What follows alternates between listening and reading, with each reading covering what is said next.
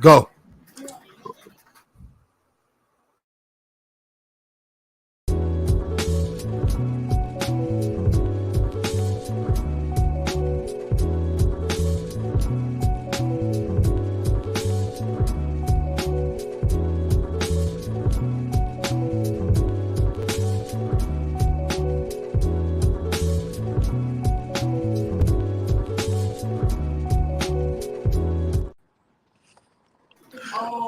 What's going on, everybody? What is going on? Welcome to another episode of D313 Rapaport, episode 10. Man, we're gonna have an exciting show today, fellas. Man, we got Nomus J, we got Bree, we got Dante, we got Man Beats, and we got our special guest, Carl, CA3 Sports Talk. Gentlemen, it's gonna be a great show today. How y'all fellas doing? Oh man, great! I'm loving to be here, man. For real, I ain't gonna lie. Yeah, I'm just happy this show didn't hit the wall. My God. I told you, no one gonna crown me. He probably gonna call me after it's over, bro. I'm gonna be ready for it. Oh my goodness. Let's get this started, man. We'd like to thank everybody that's on this panel, that's coming through on this Rapaport, man. This is going to be a great show today, man. Definitely looking forward to it. All of us looking forward to it, man. So let's definitely get into it. We got to talk about the NBA free agency with the Pistons, especially. Man, it's been, Pistons haven't made a lot of, moves and been more trades than, pickups or anything. They did, let somebody go, which we all happy about. Oh, wait, who did that go? You must didn't know. Corey Joseph is gone. No more Corey Joseph. God, really? Oh, okay. I'm gonna keep it. Yeah. So we definitely gonna get into all that. We talk about the Pistons, talk about the other NBA free agencies going on, man. So, I'd like to welcome our guest, Carl, CA3 Sports Talk, man. Welcome to the show. Thank you for having us, man. Very appreciate you, brother. Thank you, man. It's a pleasure to be on here, man. It's I don't know, nobody's ever reached out to me to do something like this, so I'm happy to do this. I've kind of been away, kind of just been doing my own thing, so I kind of want to just let people know I'm still around, I'm still listening, I'm still watching sports, but I'm really focused on my career right now, so I kind of just haven't been doing YouTube quite as much, but I'm still around. You guys are still in my thoughts, and the New York community kind of really that's kind of like how I matured, to be the person I am today. So you guys took me in a very young age, so it was only the best I could do was just to pay my homage back and be on here today, man. Definitely, man. Little brother. Yeah, definitely, man. We very appreciate you, man. Before we get into the topics, Carl, just go ahead and just tell us a little bit about your little background with what you do and stuff, man. For those who don't know, that's me watching, just in case. So, yeah. So I started, I guess, doing YouTube at at 13 years old. I started I started on Man Beast's channel. I used to join his streams. Remember I just randomly joined one of his streams one time. I think I disagree with somebody's take. I forgot exactly what it was, but I joined. Kind of just gave my opinion, and I kind of just kept joining. At this point in time, I was really shy. It was tough for me to get on podcasts and stuff like that, but as I got older, I started doing more and more podcasts, and I kind of just got more comfortable with it. And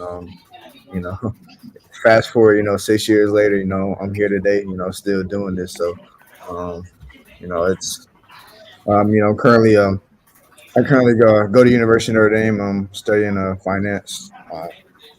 I'm trying to get into finance so that I'm really focused on that. So haven't really been doing YouTube really that much, but I still get out here and there on other channels, and I'm still watching Detroit sports. When I can get a chance, when I can get a break with work and stuff like that. Um, I'm currently in Cape Town, South Africa right now, just doing this little internship thing. So it's actually like 3 a.m. here, but I couldn't wait to do this show, so I had to do it, man, and be on here today. Man. And, it's a pleasure to be on here. And yeah, I think that's really. Oh yeah, also I guess I started on Man Beast's channel. I shifted to the DSA, Detroit Sports Alliance. I did Above the Rim with Noam, um, and J-Mo and Drew and all those guys, and they all took me in at a very young age. So 14, 15 years old. So it's I was just blessed, man, that everybody was able to take me in, despite my age. So a little older, and I'm able to be on here today, man, and just I guess kind of just show off, how I kind of just evolved. So yeah, I think that's really all I would say. Oh man, we okay, cool, man. We all like I said, we appreciate you what you doing, man. And like I said, man, just keep up the hard work and dedication that you doing, man. Just stay focused, man. Continue to go far in life, man. You know, we love to see the positive things that you're doing.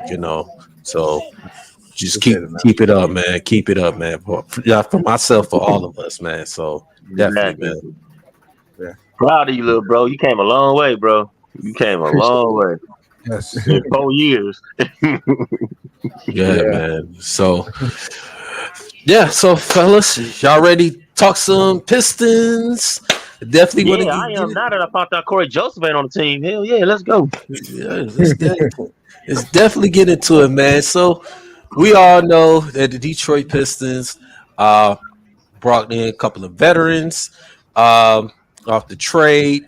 Bring in Joe Harris for two future second round picks, and we end up getting Monte Morris, trading for a future second round pick as well, man. So Troy Weaver's not done. He's taking his time, as we all know. Who he wants that's going to fit in this team. Man, so I know some people, some of these Pistons fans, why Troy Weaver hasn't made these moves, or why he hasn't picked anybody. This is third, but we have to understand, especially us true Piston fans, that we understand that we not trying to go all out on the free agency like that this season. We can have that's going to come for next season. With the free agency is going to be a lot more bigger than what it is this past season. So we definitely got to talk about the additions of Joe Harris and Monte Morris. So Carl, since you are a special guest today, we'll start with you. Then we're gonna go around and go around the panel. Yeah, I guess regarding the Monte Morris trade, I think he's a good veteran presence, for the team. He was played for the Nuggets for a little bit, brought them good energy off the bench, and he was always a very serviceable backup point guard, and I'm happy that he's on our team. We were able to bring him back to the state of Michigan where he's from. He's a Flintstone, so it was good to bring him back here. He was a very very good college player at Iowa State as well. So I'm glad he's a Piston. And regarding Joe Harris, he's kind of. It was kind of just the Nets just had to get rid of him. He kind of this time it kind of just came and went there. He had some good spurts. As a 3-point shooter there, but I don't know. It seems like his confidence just went away with the Nets. So I think the change here is really probably beneficial for him. Not the biggest fan of his contract for I guess for the production that he's giving now. But but he can be a good veteran presence. For the younger guys, for the younger roster that we have right now. So I'm hoping for the best, but I'm not the biggest fan, but I'm hoping for the best. Yeah, man. Let's still go with Man Beast. You there, Man Beast? He's not around. Let's go with Dante, man. So, how you feel about Joe Harris and not a Joe Harris? The Joe, not to cut you off, the Joe Harris. I don't know about the guy. Last time I seen the guy, he played for Cleveland, I believe. Am I correct? Yeah, once upon a time. But he played Joe Harris. He played for Cleveland long time. I saw him. And that was back. That had to be back when LeBron came there. Came back there, I should say. I'm not keen on the guy neither because he may have some inconsistencies, man. Like Carl said, he didn't have his confidence at the time I saw him. So, and I know about the Brooklyn thing. You got a lot of big faces he had over there back then. He had he still that before Durant got traded to Phoenix, he was there with him. So, and then you got to think he had other players with him too. So, I think that's why his confidence left a little bit. But I'm gonna give him a chance because I mean, like Carl said too, that I agree with. I think him coming over here, he'll feel like he got a bigger role over here. I think he'll feel like he can make some contributions over here. Now the Monte Williams, I like that pickup. Didn't know he was a Flintstone, but glad he home. So I like that one. I'm more keen on the Monte. I'm at the Monte Williams pickup. So Monte Morris. Monte Morris. I'm sorry, Monte Morris. Not Williams. I'm sorry. I'm talking about the damn head coach. No, but the Monte Morris. Yeah, I'm happy about that trade. I'm happy, very happy about that trade. I just hope he can stay consistent because he is a veteran presence, and this team needs it. So yeah. What about you, Bree? Well, I know for me, I like both moves. Monte Morris, man, it's just good for him to come home because I know every time he comes here, his family shows out in a big way. So even on the road. So I think it's gonna spark a fire within him coming home too. Now not only just him, but I think for all the guards because they're gonna compete. So it's just all about just and the same with Joe Harris too. It's just all about staying healthy. So if they can stay healthy, then it can be nice. But as far as Joe Harris, if people don't realize too, man, he's a former 3-point champion. So the dude can shoot. He got some game. He just gotta stay healthy. But if he stay healthy, he can definitely help this team. Now there are sparks where sometimes he'll get into a shooting low and stuff like that. But when he's on, he's one of the best shooters in the league. So I think both players can really help this team. It's just all about just staying healthy and two nice guys too, man. So. They could definitely help this young team, and they can add veteran leadership as well to these guys. So it's key. But I like both the moves though for sure. Okay. Nomis? Me. So I'm gonna put it like this. Put this in the scenario as if the season started tomorrow. Get your hands off your face, Breed. So with Joe Harris, it's like this. Yes, it's not what you call a sexy sign. I know it's kind of a theme here in Detroit when it comes to free agency. We're not a free agent destination, so you're probably better off for trading for players that in this situation right now, in the early stages of this build, due to the fact of the matter of nobody wants to naturally come here, so you probably have to pay even more for that for a guy who's not worth it. had to come down to free agency or pay for another Corey Joseph caliber player, right? So you get Joe Harris, somebody who does have a reputation. Joe Harris is able to knock down shots when like stay healthy, and he's here to really get through the regular season. I know some controversy how he played in the playoffs in Brooklyn and all that stuff, but he wasn't there. You know, it's, like I said, controversy. But the thing is, for a team like this, he can be off the bench, be an option there that you can rely on for extra shooting, because that was the thing we complained about last year was too many shots being missed and not enough shots being made, and maybe a little bit too much overshooting. So, if you ask me, I'm okay with it because it is a 1 year deal. Basically, you got $50 million coming in the book this year.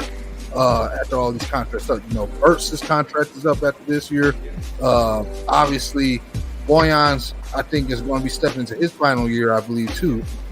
And then on top of that, Monty Morris, I believe, is only a 1 year deal left. So these are threshold guys. These players are here to help push the young guys not only play better, but also help them in the locker room where you don't see any arguing on the floor. You know, the chemistry not there. To help good chemistry, you do need veteran players. You know, they may not be the best guys on the dot. You need veterans. They're better than Corey Joseph. Bring it up a little bit. Bring it up. They're better than Corey Joseph, but they're not, you know, better than some guys that you probably prefer to have, of course. You know, they're not Cam Johnson, but as long as they can give you enough. And that's what you have to pick when you get this low market franchise. They can't get quality free agent, and we just not in a position. So, like I think, shooting right off the bench, their best for this team, especially a boy on the start. So, getting depth there at that position, you gotta kind of look at that as Tony Snell thing. A little bit different. You know, Tony Snell's a 3-and-D guy. Knew he wasn't gonna really show up for you in the playoffs like that. He made it there, and he was somebody you can catch for a couple of years on his deal. And, you know, he was probably going to get John Loser up out of here. And he was at least able to stretch the floor, not down, shot up in. And this situation with Harris is a similar thing. He was stretch the floor, he was not down, shot. That's what you asked him to do. With Monty, you know, all the emotional stuff here, he's coming home. That's just cute. But at the end of the day, you need, when you have that bunk position, we know Cade is probably manning down that one. And a lot of people think Killian is gone. I know it's a hot topic. People want him gone, all this other stuff, but that doesn't mean getting Monte automatically price him off.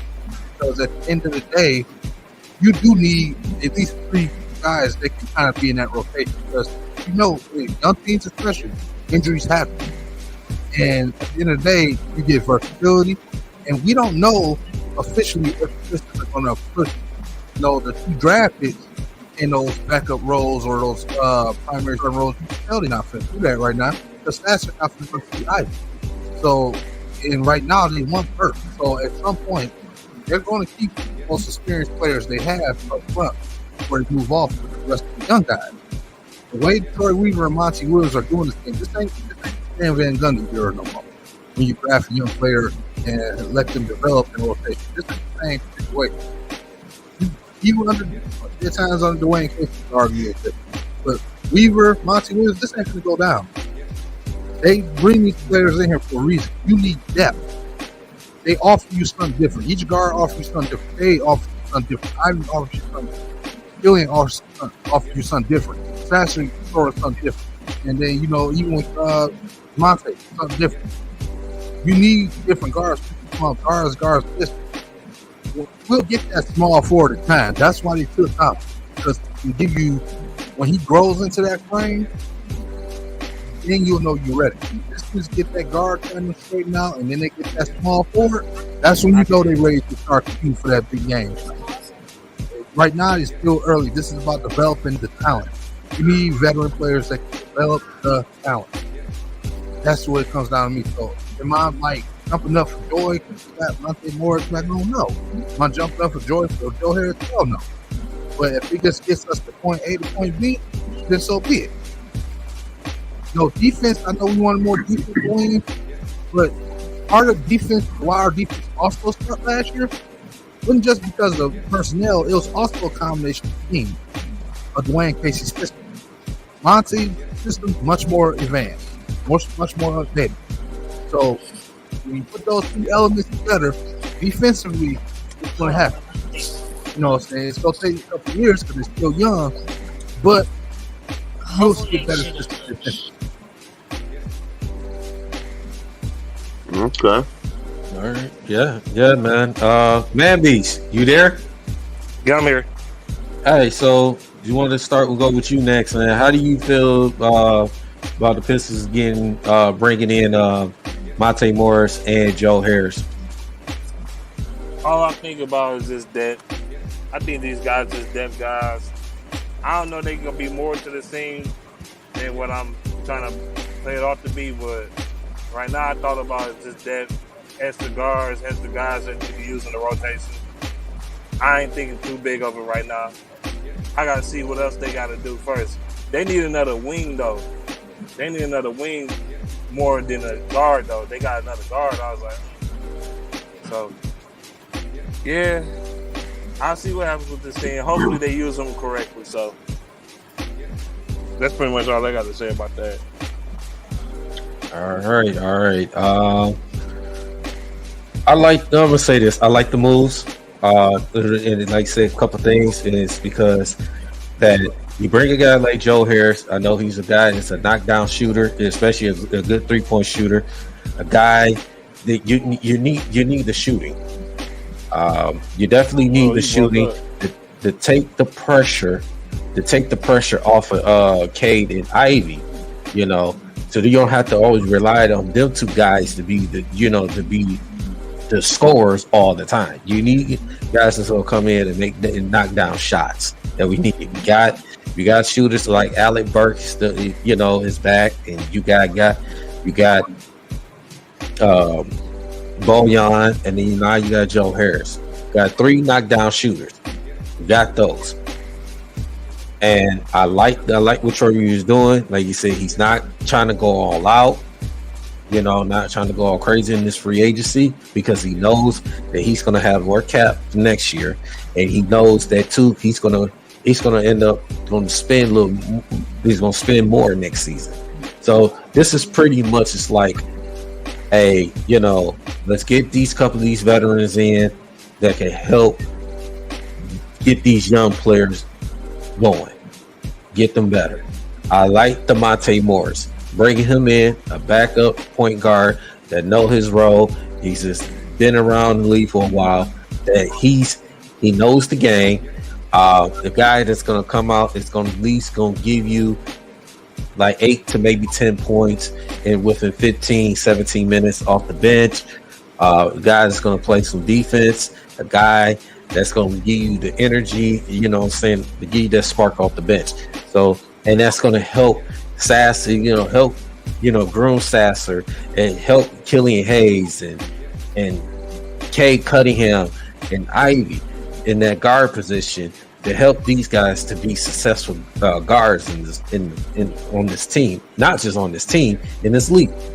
So bringing him in is huge. It's huge for this Pistons team. It's something that we need. Corey Joseph, we know what it is with him. He wasn't the guy that was going to, bring that veteran leadership to this team. He wasn't.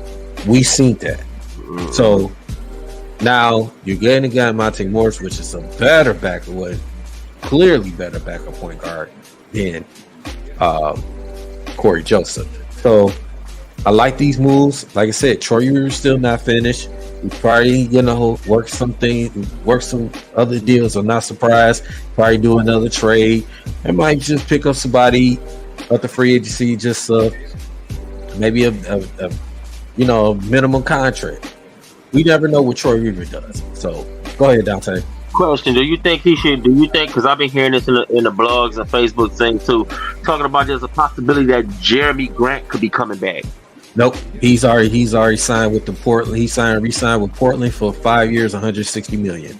Oh wow! Even after Damian Lillard is requesting a trade because of the dude he wants to be traded to Miami. Hey, yeah, he signed with him, and then Dame requested a new trade because the organization, didn't stick by him. But the My thing is, organization, why would y'all make him sign a big heavy extension though?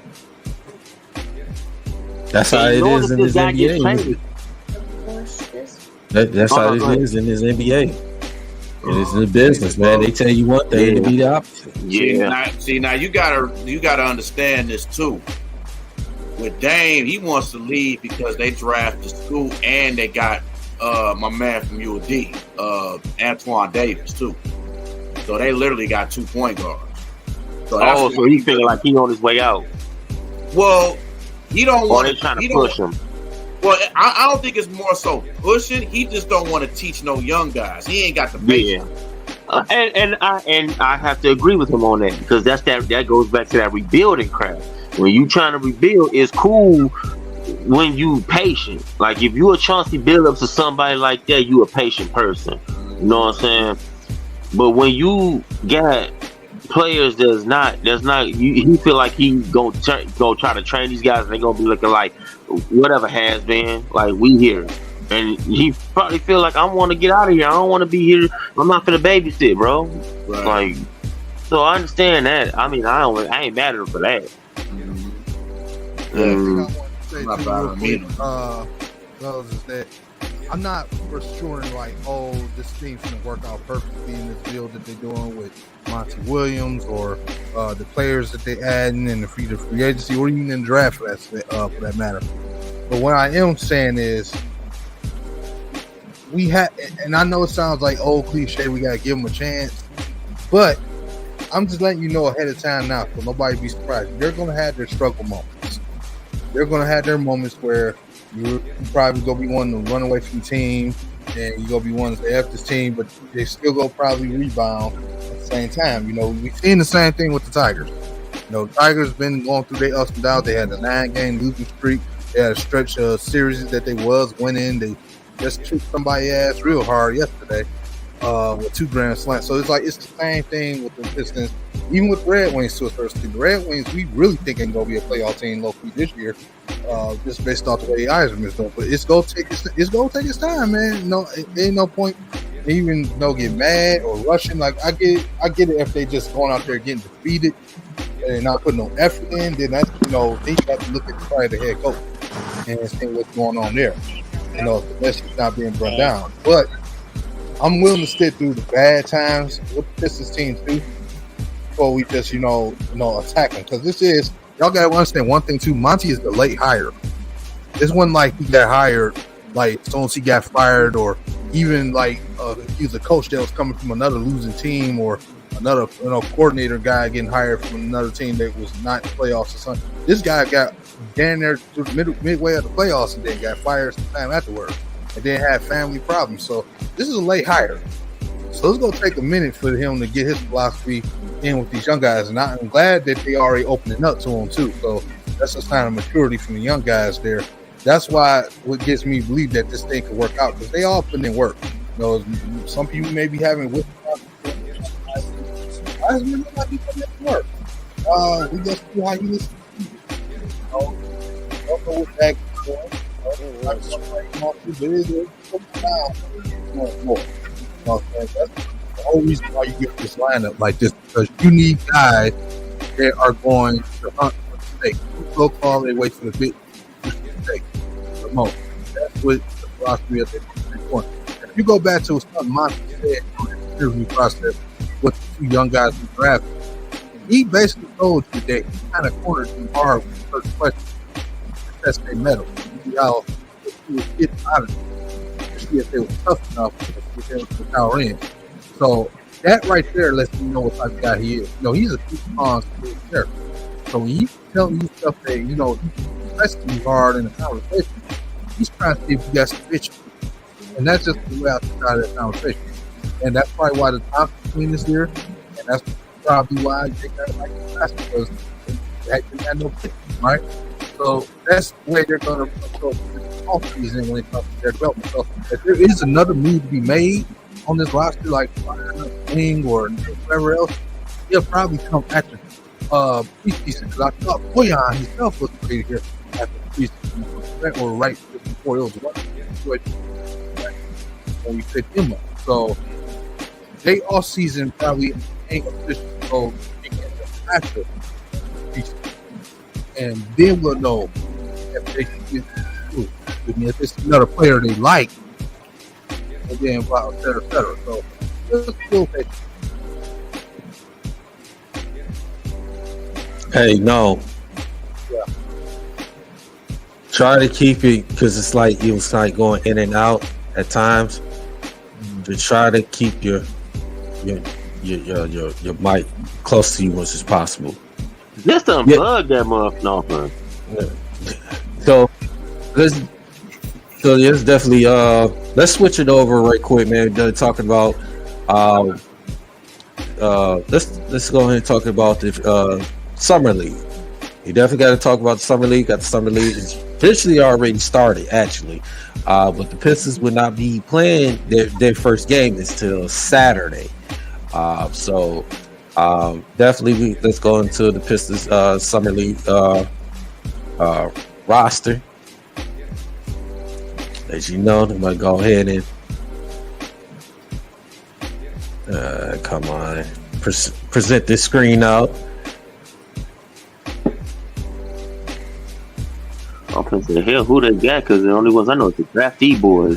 The screen? Oh, Can y'all see the screen? Yeah, Yeah, a little bit. yeah, a little bit. You really can't see the names. I can see him. You can see him, Carl? Yeah. Yeah, a little bit, yeah.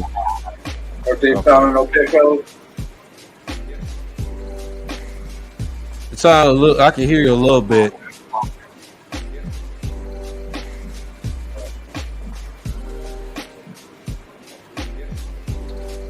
Trying to go ahead and try to expand it.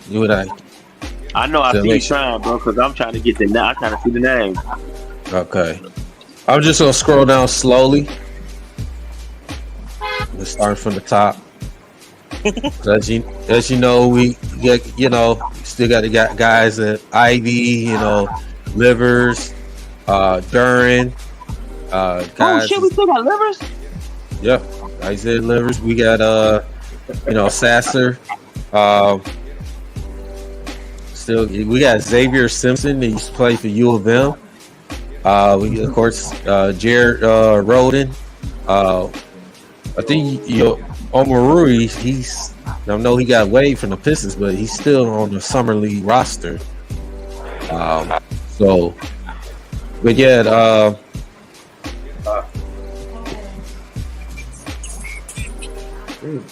So definitely, man. So I'm gonna start with against Carl, man. So in this Summer League, man, who do you want to see out for this Pistons Summer League? Who do you want to see? Who you gonna be excited for in this Summer League? On this Pistons roster. I'm definitely looking forward to seeing, Asar, obviously. I'm curious to see how he'll look, on the NBA, pace and speed. He played for overtime league, but I really want to see how he adjusts to the NBA pace again. But I think he'll adjust pretty well. He's just one of those athletes that don't come around very often. So I think just his athleticism will translate immediately. Obviously his defense, that's his calling card.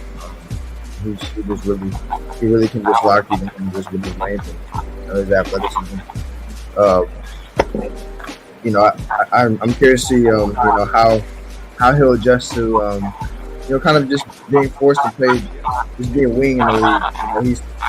When you're playing at overtime league, you're more of a 2 guard, but in the Pistons you're going to be used as more of a 3. So I'm curious to see how that happens. I'm curious to see how his shot looks. I would say out of the twins, he definitely had the better looking shot. It's clearly, it's not the best right now, but it can be developed. And he had some spurts and to me where it was actually where he was making it, at a pretty good rate. I think in the playoffs he like 38%. So that's good. I think overall he's shooting at like 30%, or like 32%. But I'm curious to see how his jump shot looks in summer league. And obviously Jalen Durham. I'm curious to see how he looks, in his second year. I expect to see, big things from him. Jay Ivey, I kind of know what to expect from him. Hopefully I can see him play a game or two. But I'm really curious to development of some of those guys. I'm looking forward to seeing Marcus Sasser as well. He's a guy I've been watching for a little while in college at Houston. Watching him for a few years, he's a really good guard.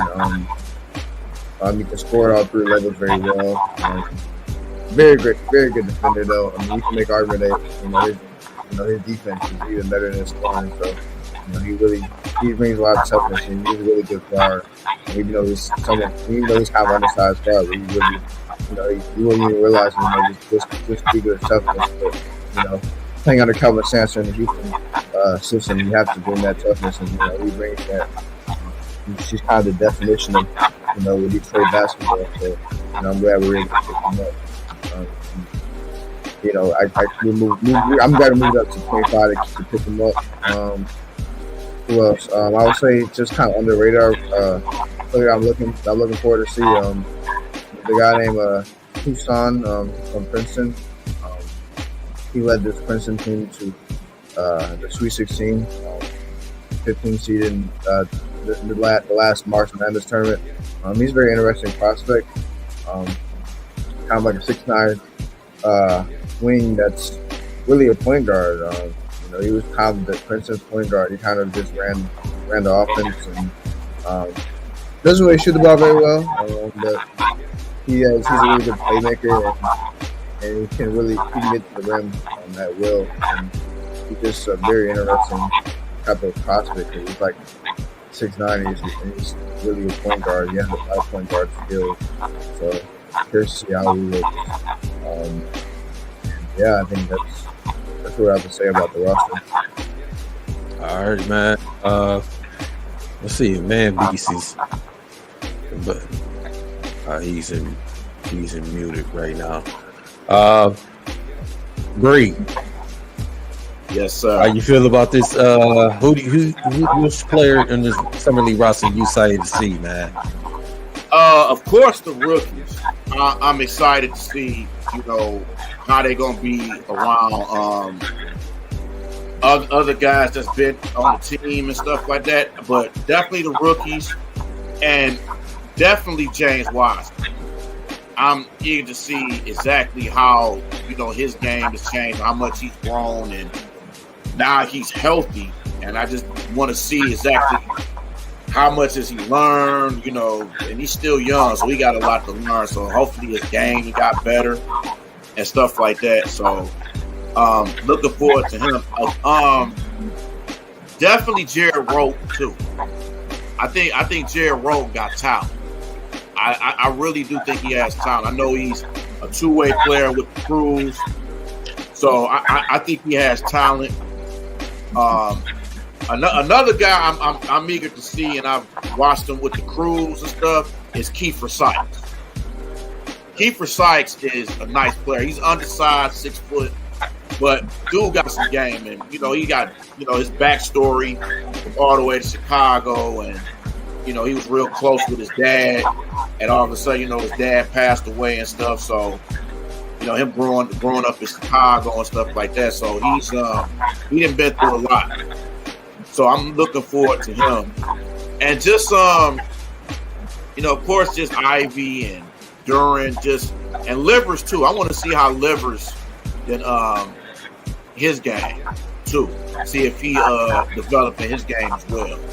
So, but definitely rookies. See how Xavier Simpson is with the little crazy hook shots and stuff. So, but I'm looking forward to everybody that's on this team and on this roster, and see if they picked up on their game, how much they learned in the off season, that how much they worked out and how much they learned, and then having the experience being in the NBA and then using it for this season, not only just for the summer league, but just for the season, how they are. So, you know, that's what I think about it. But I'm excited. I'm excited for the whole summer league in general. I'm excited for it. Shoot, I'm actually looking at it right now as we speak. Yeah, definitely, man. Dante, man. I'm gonna just say this, man. I'm gonna just say this, which I can see out of Ivy and Durham and Cade. I just want the new rookies to have that Kobe. I ain't saying be Kobe Bryant, but had that Kobe, had that Mamba mentality, man. Just hit the gym, man. Consistent, man. Practice on your game if you got to, man. Cause they not coming in the league versus no babies, man. They not. They versing guys that's on their way, on their last year. They versing a lot of veterans. And I just wish, I'm thankful that they got the D League and all that to help some new players develop that may have felt they left college too soon or whatever. But I'm looking forward to seeing the rookies. I'm definitely looking forward to seeing Asura Thompson and Marcus Thompson. I'm looking forward to seeing these guys.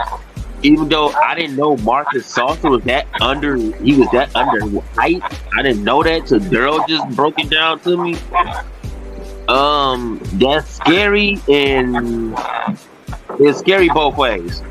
You know, it's scary in a good way because he can use that to his advantage at some point. You know, and the short guys are fast, so I'm pretty sure he got speed, but we wouldn't have picked him.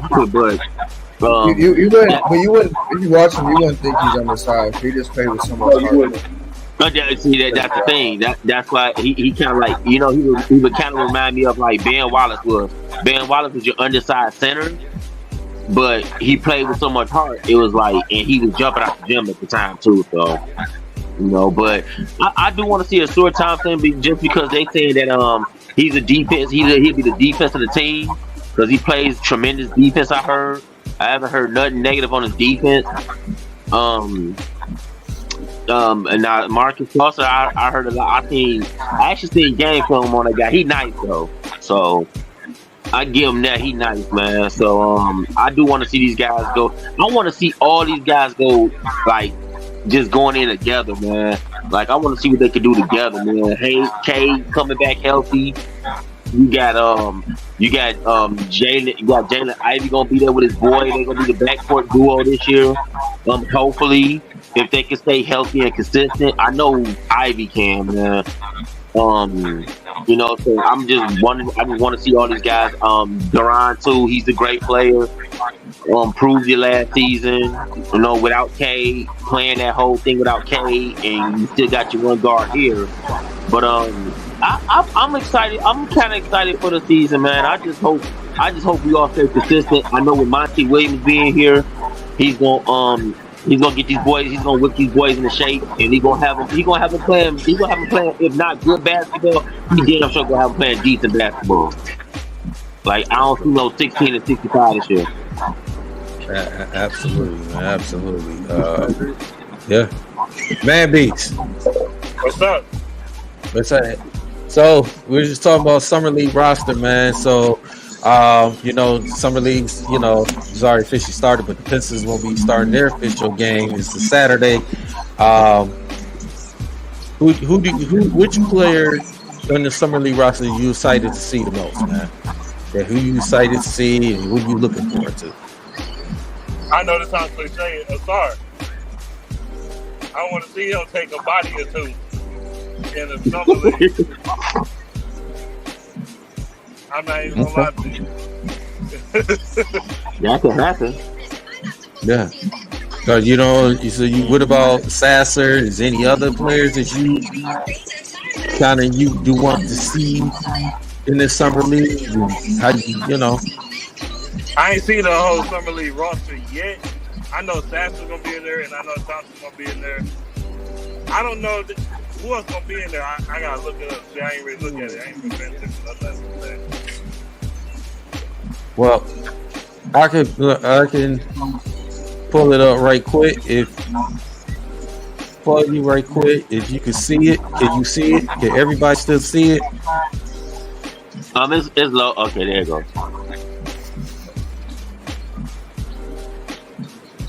Yeah, but I want to zoom in so quick.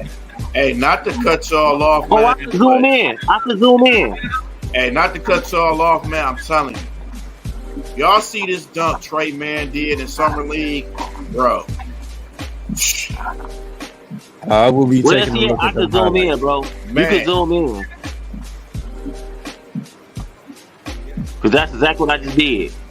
So I see Malcolm Castellone, Xavier Brewer, Buddy, what is the name? Buddy Bohem, Buddy Jalen Boehm. Duran, Walter Ellis, Jaden Ivey, Isaiah Rivers. Wrong. No, Jack, they should not put him in there. Marcus Software. Who is Xavier Simpson? This played for He played in Michigan with that weak ass hook shot they used to shoot. What's the name? Keith Sykes, Amara Sila, Stuart Thompson, Nicholas Stanley, what's the name? Amu. Yes, Stanley Amude. And he still got fucking James Wiseman. Yeah. Oh, okay. I've seen enough. Yeah, I think that, bro. So feeling this. He said Xavier Jones with that. He said Xavier with that hook shot. Man, he was. Man, that shot was trash. Hey, in the G League, they call him Captain Hook. Nah, for real, they do. They do. Oh, wow. No. So that's all you got, man, Beast. One thing I was gonna give my input. They should not have Jada Ivey play at all. I agree. Especially in the G League, the Summer League, no. But I get why they doing it. But even if he's on this team, he probably may play 1 or 2 games in the Summer League, so he's quite sure he's not going to play all of them. So, well, even with Isaiah Stewart, same thing. They're not the main core of the young guys. They probably going to play 1 or 2 games. So, I don't see them playing no further than that. So, yeah, they'll probably do it just like they did Cade last year, because Cade only played like 2 games in the Summer League, and then right. Yeah, then City had a chin injury after that shit. Oh yeah. That too. Nostradamus, the floor is yours. Nostradamus. All right, so I'm gonna play like this. With Jaden Ivey, I don't even see too much of him, but I do want to see him for one reason, because he has been working on his dribbles and all. Get close to the mic, my brother. What's wrong? Get close to the mic, my brother. I do want to see Jaden Ivey play. The mic, my brother. The mic, you still ain't enough? Man, snatch that bitch out the wall, bro. Fuck that mic, bro. Snatch that bitch out the wall, The mic bro. is out. The mic is out. The mic is out. God damn. No, but what I'm saying is, tell him the mic is good. Mic is out. No, against the wall, baby. Oh, fair. I swear, StreamYard, I'm gonna beat the fuck out of you on that.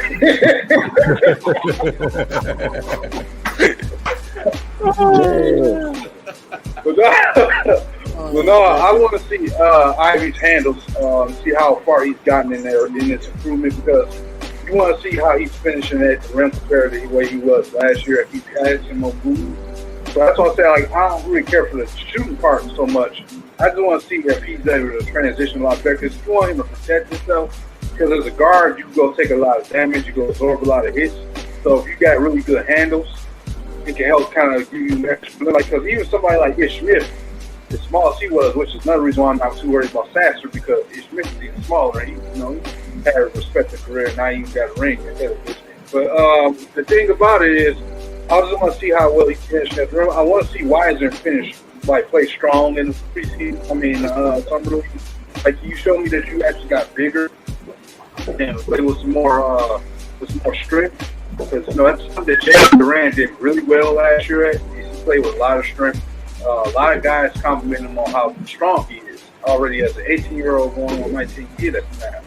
So I want to see Wiseman step his game up. And I want to see as well, I do want to see some of the other guys that were undrafted. But I want to see Livers more than anybody because Livers, remember how he came in the league, okay? He came in the league on a PUP list, for God's sake. And then once he actually got a chance to play in the NBA, I think he finally got off the list. They looked like he was crippled down there. He played and knocked down shots and played defense. Last year, he was back really well with injuries. Wasn't really consistent on putting points on the board. Got a little bit better when Bay was gone. But I need to see Livers tap into more of his guy. I need to see more aggression from him because he has such good potential.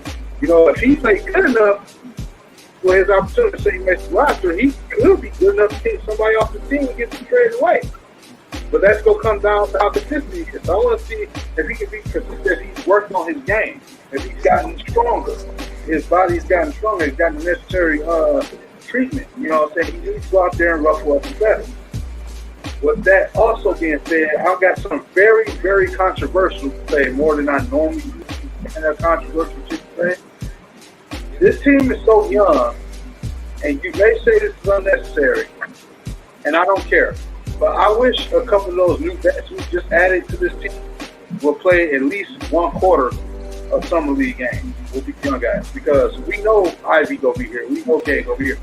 I wish they could play a little bit, at least one quarter with them, so they can kind of get some kind of chemistry. Because the team's so young, you need all the reps you can to build that chemistry up. Because we don't have time to be seeing lazy passes, guys not passing into where other people not comfortable at, turning the ball over all crazy. If you kind of play a couple of those two guys we just traded for a quarter just so they can build the team chemistry, then it's worth it to me. I don't care how it sounds or how stupid it may sound, but I can't take no more risk doing this type of stuff. This rebuild gonna work. We need a steady build. We need to see some steady stuff going towards the season. No, we know what summer league is. It's a game that shows flashes of what you can do on them. Don't mean you go be playing exactly the same way you did in summer league. Okay, we know the Stanley Johnsons, we know the et cetera. Okay, but I'm just saying, I want to see Thompson obviously. But yeah, that's what I want to see. I want to see Livers play bigger. I want to see him show that he can go out there and really make this decision harder for the Pistons. To keep around here with people for this roster. Hey, Daryl, you sensing what I'm sensing? Everybody keeps shitting on Marcus Walker, bro. I'm not. I'm not neither. Well, before I say something, I'm gonna ask our guest Carl, man. Do you agree with Nomus is saying? What about Marcus? Yeah. No. Okay. Look, them young dudes ain't finna be out there trying to play with no old heads, and they ain't finna let no old heads jump in that league, bro. They know them guys. They know them guys is on the court, and they gonna do what they gotta do. It's for the young cats to get out there and show what flashes. Now, when they cross over and that summer league is done, the vets can see. I'm pretty sure the vets are watching these games, so the vets don't see what they do. They gonna point out what's wrong with the situation and what they did wrong out there. I know that was unconventional what I said. I get that. I already know that. Everything you just said, I already considered that. But I said, because this situation with this team and this franchise, you can't hold nothing back when it comes to the players on this team need to be consistent on basketball at all times.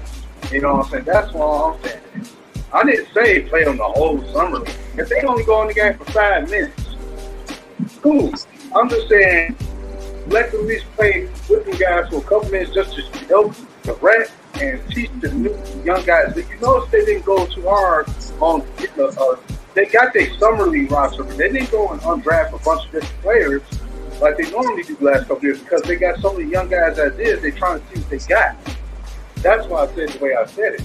You know what I'm saying? for most people that may not make a lot of sense. Fine. But there is a veteran, I can't think of his name, that is playing Summer League this year. I think it's either for Washington or one of those, I forget who it is. But he will be participating in Summer League. I just forgot his name. I mean, they went Summer League. I mean, I don't look at Summer League as like real basketball. Me neither. It's really just pickup ball. Like everyone's trying to find a way in the league. So it's not really. I think it's the best way to kind of build continuity because it's really not real basketball. If you actually watch somebody, it's not real basketball. It's almost like the All-Star games if you think about it. It's just like everybody just showing flashes what they can do, and then along the line when they caught, like I said earlier, when they cross over to the real league and the summer league's out the window, them old vets could sit down and be like, look, young blood, I watched your summer league thing and I see what you was doing wrong. I see where your inconsistencies can be fixed, and I see where where your rights can be, where your wrongs can be fixed, and your rights can keep getting better. I can see that's basically what they're gonna sit these guys down and tell them when they get over there. But I don't see. Yeah, I don't see them old heads pretty much trying to run out there for a minute or two with them young boys fast as hell, bro. You can't tell no young dude nothing when you get smoked up the court. And I agree with you. I get what you're saying. I just saying more of a wishful thinking type of way. I feel what you're saying with that. No, I need you to get on camera, man. Okay. I need you to get on camera. This a parent-teacher conference moment now. Oh shit.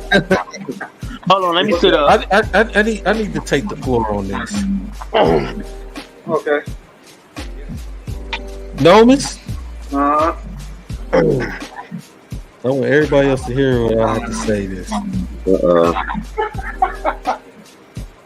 Nomis, that was the dumbest shit I ever heard on this goddamn channel. I go back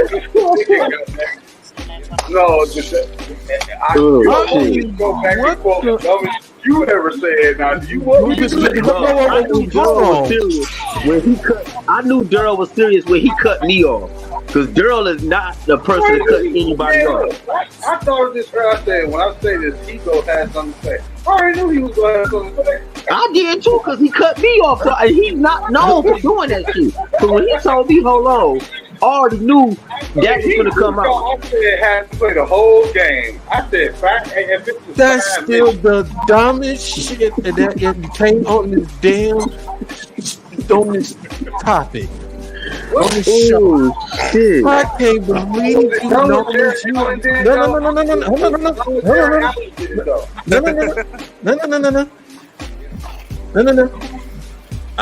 I'm gonna take the floor on this for a little bit. For a second. Come on, bro. You for real, bro.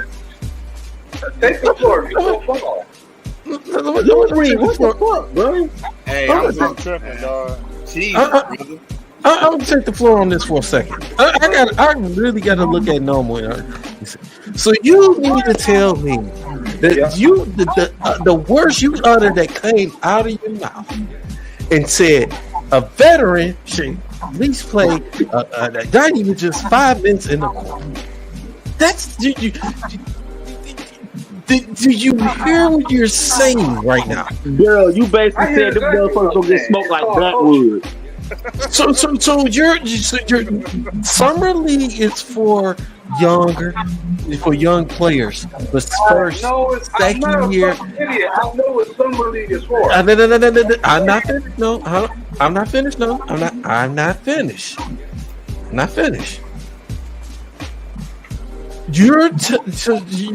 Before when I asked you this.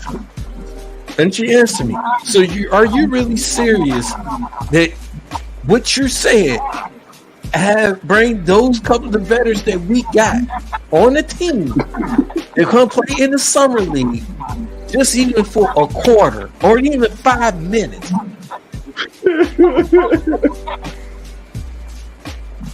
Oh shit. Are you done? I'm not. Yeah, I want you to answer me that question. I'm just trying to figure this out. Because for one reason, they are new to the team, right? Are they new or are they not new to the team, right? So wouldn't it show some support for not only them to be there at the summer league game with you, to greet the new team that they with and show their support, and even if that means they step on the court for just You can show some report demons don't have to play in the summer league. Do you see any other NBA players, veterans come play in the summer league? They gotta be on the court for a few. I'm just saying, be on the court for a few minutes, just so the kids that the coaching have in-game coach, so you can push the young guys to see who they got.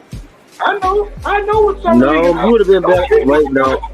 Now, I know what summer league is about. I know for years it's about. Okay, I didn't say all the veterans. I said 2 players. Damn it, 2. You know, trying to have the niggas have heart attacks, bro. They gonna be out there trying to coach them. Well, good night. Have a heart attack.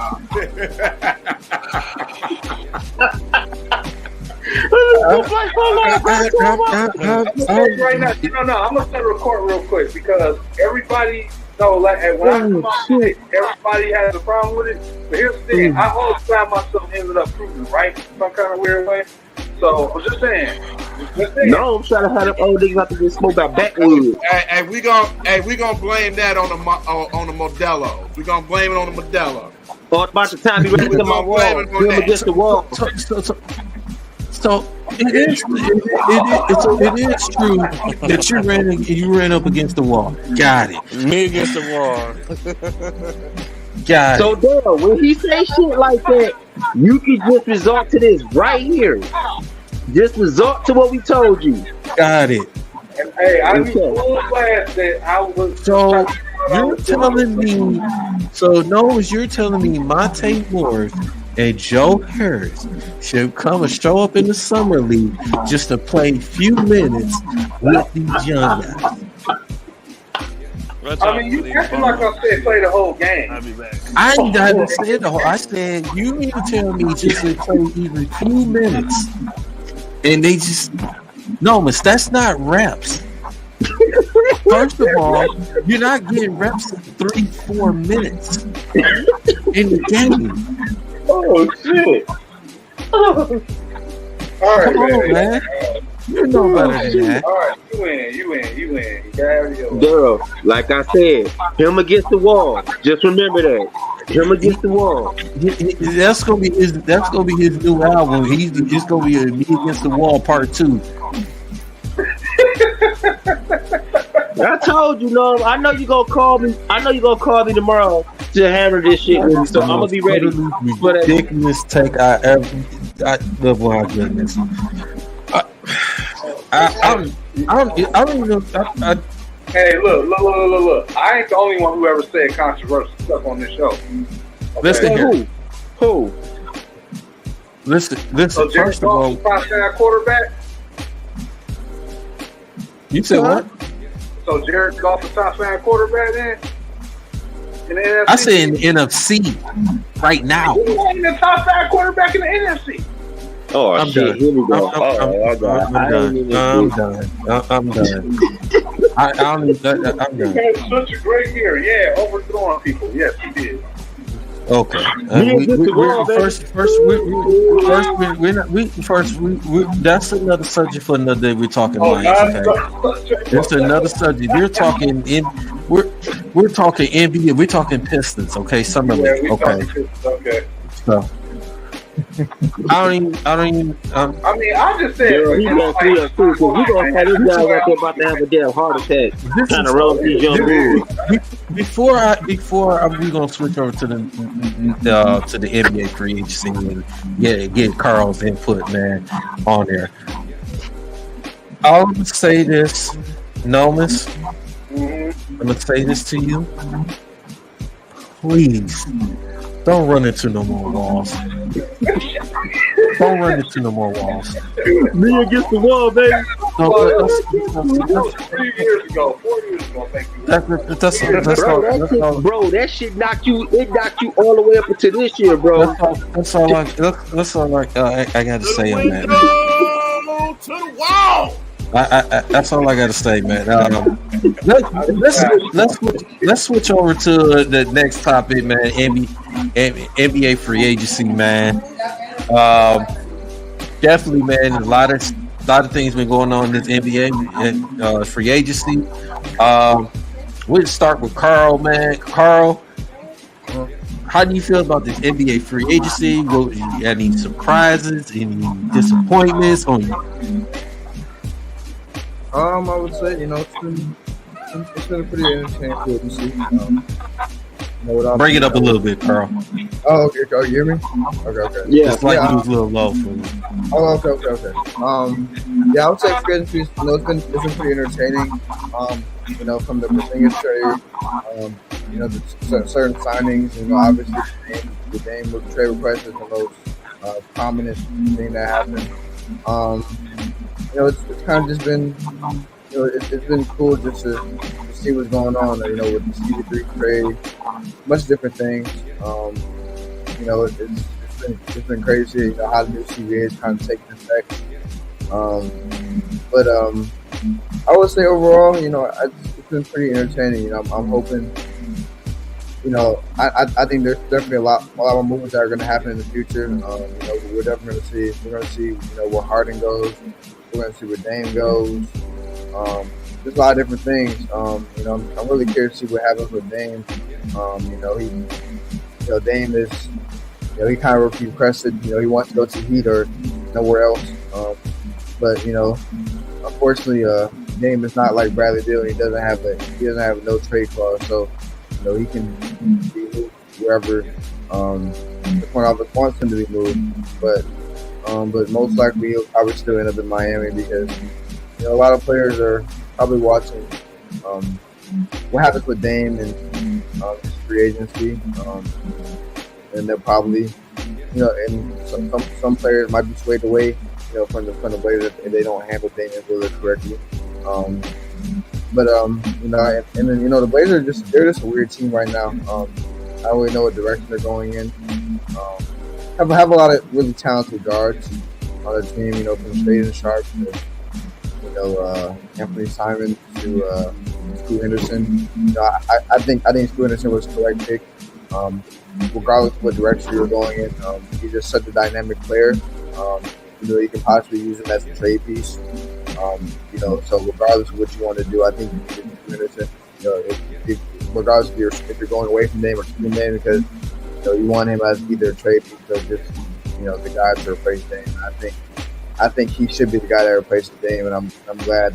I'm actually kind of glad to see that Dame is kind of forcing Portland to go through a rebuilding phase, and they should have gone through a rebuilding phase probably 3 years.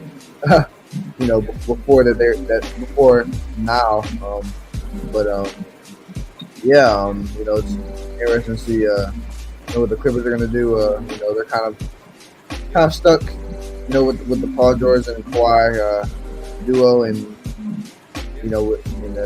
just with their contracts and their injuries, it's kind of hard to get off of those guys. I'm glad they were able to kind of sign Russ back on a pretty small deal, so I'm assuming they're going to try to go after Harden, given how friendly how team friendly Russ's contract was. And I'm just really it's really going to be crazy, to see what happens with Dame, because I really don't know which team he'll go to. It's hard to see what Miami could put in the trade package with Dame. There's definitely going to have to be way more than one team involved in that deal for to make it happen. Because, I doubt that Portland's going to be happy with a Tyler Duncan Robertson and Kyle Lowry package. I don't think that's going to fly with them. So it's really I think the free agency is just getting started. I think there's a lot more moves that will happen. But what we see so far has been entertaining as well. All right, man. Bree, man. Yes, sir. Feel about this NBA free agency so far, man? Crazy, absolutely crazy. Some teams you wonder what are they doing, but man, what the Rockets, the Pacers, and the Lakers did, they probably did the best out of everybody. Because the Houston signed Dylan Brooks, Fred VanVleet. You know, that's gonna help them out, even with that young team, even with Jalen Green. But we'll talk about that a different day. What he's, but that's good. A day. I didn't say that. Yeah, we can't talk about that one. Yeah, not yet. I definitely want to be in when y'all talk about that. Yeah. Yeah, We'll save that. Yeah. But but what Houston did, man, they got veterans, which they needed. It's gonna be interesting to see how they do with them signing Fred VanVleet. That pretty much gives KPJ definitely going on the bench. I don't see him start. You know what I'm saying? So that's gonna be something. What Indiana did with get Bruce Brown and Obi Toppin, that's gonna help them out. I think that team got better. That's gonna make them better, even with the big contract they gave Halliburton, which well deserved. They got Darius Walker to do that. That was good pick. Oh yeah, for sure. And they got a lot of young talent as well with Matherin, and they still got Turner and Hill for now. Been hearing the trade talks about them, but we don't know if they gonna stay or not. Who knows? But they do.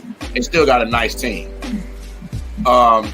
With the Lakers, I mean, I know some of us don't like the Lakers. But I thought we weren't allowed to say that word on his channel. The Lakers. I call them the Fakers. Man, the Fakers. There we go. But they made some nice moves though with Gabe Vincent, signing back Austin Reeves, and Torian Prince, Jackson Hayes, a few other people, man. So got some nice signings there. I like Jackson Hayes. Like him. I think the Bulls made some nice signings, man. They just signed Torian Craig. So that's gonna be nice for them as well. You know what I mean? With even Cleveland too, they made some nice signings. But there's some teams I was just like, what are they doing? Like Dallas with signing back Kyrie, I'm like, him and Luka is not gonna work. I just don't. They're not gonna work to me. I mean, they really had no choice to think about it. Though. I mean, they gave all that for Kyrie, and so they kind of really stuck with him at this point. Yeah, pretty much. No, I don't know what Golden State is doing. Golden State falling apart, dude. Corey Joseph. They falling apart, bro. You got two undersized guards. Like I don't really know how that helps. You need to put Wayne by Steph Curry. And they're paying on starting Chris Paul. So I don't know how that's gonna look. I'm gonna tell you, Carl, that's not gonna work, and here's why. Chris Paul, he's consistent all season, but when he gets to playoff status, he gets kryptonite. Yeah, I mean, another thing with Chris Paul. Another reason why I don't understand the Chris Paul move is just limit.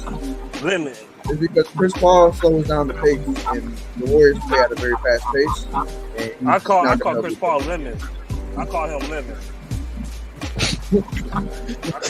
Oh, you said lemon. Oh shit. Okay, that makes sense. Oh my goodness. That makes sense. Right. That's crazy.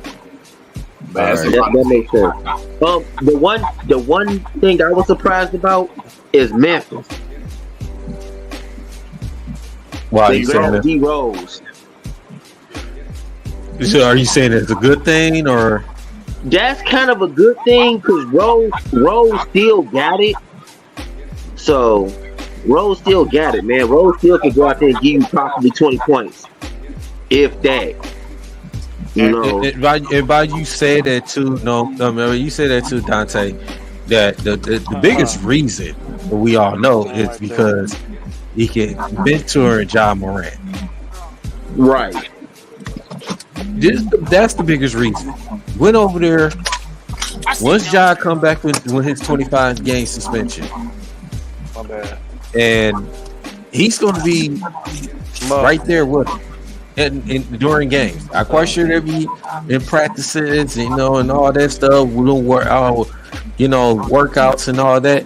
He's gonna help Ja Morant a lot. That was a move of more of we put him, put Derrick Rose to help mentor Ja Morant. He should have been over there. Yeah, I like the Marcus Smart pickup for them too as well. I like that. Yep, Marcus Smart, another guy is out there. You with a Desmond Bain, so yeah. Wait, Marcus Smart, where did he go? Close to home. When he got traded to Memphis.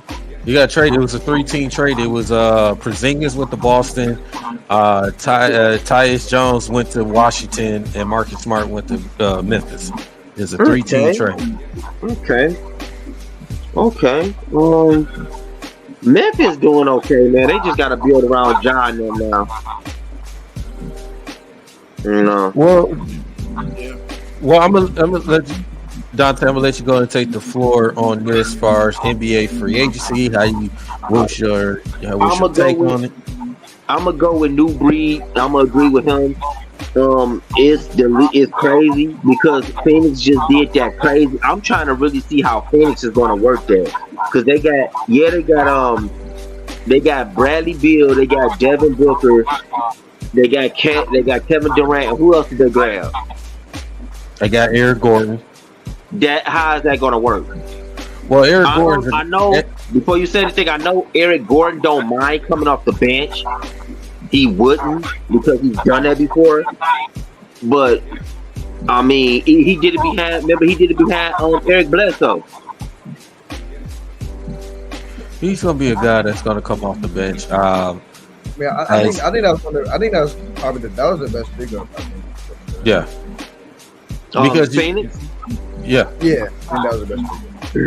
Yeah, because you got to look at it too with Phoenix. Before I let you finish, Dante, you got to look what Phoenix doing. They signed guys, just like they signed a lot of role players, like Wannabe and other guys. The other guys they have, they signed over their team. So it's a lot of those role players. So you're gonna ask a lot of these role players. Knock on wood. I hope Book and KD and Bill. Hope those three guys stay healthy.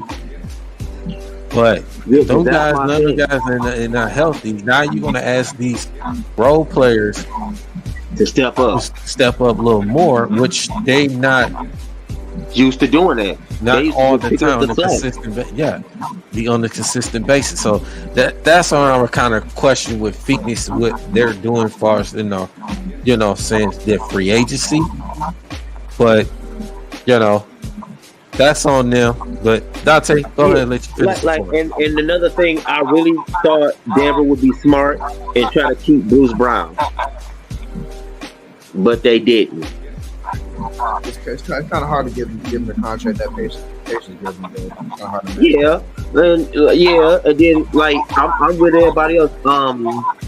I gotta see what I'm agreeing with y'all too. I definitely gotta see what this Dame situation, because Dame situation can define either the East or the West.